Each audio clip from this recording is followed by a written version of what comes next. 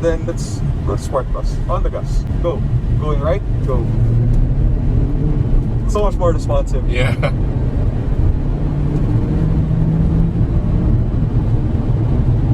Then you're gonna see 2 blue cones again. I want you to start braking at the 2 blue cones. Braking. Maintain that pressure. Slow the car down. Slow it more. More. Good. Turn in. In. Off the brakes. In. On the gas. At apex. Going out. Blowing left. So you wanna go towards the next guidance cone. Straight lang yung wheel. Don't turn it. Alright. I got you. Then. Now you're braking. The road's not gonna move. Going out. And then turn in. In. Good. Go. Sige, go. Push the road. Go, sige. Go lang. Then guidance cones again. Braking. Keep right. Turn in.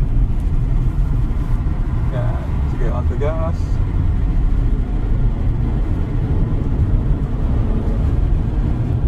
Right, nice. Through the cones. You're braking straight towards the next guidance cone. Straight. Turn in. Yep. We're into Brian's. Going up. Through the next 2 cones.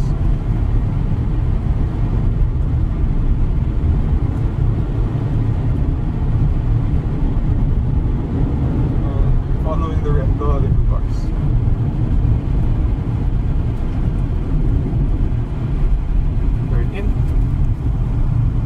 Yep.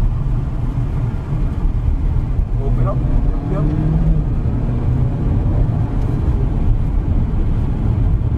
Then now we're gonna go into the pit. And we'll keep right. Okay. Keep right.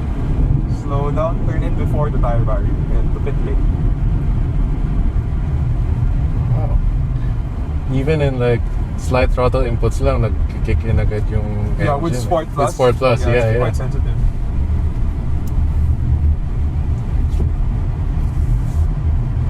So if you go back to Eco or even DIY, you can DIY. do Parang different okay. options.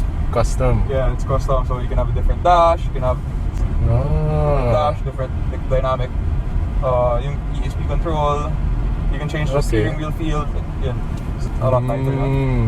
Yeah. Yeah. So Okay, sport. Change, yeah. Quite instantly, no? Yeah. Go. Go. Okay, we're good. Alright.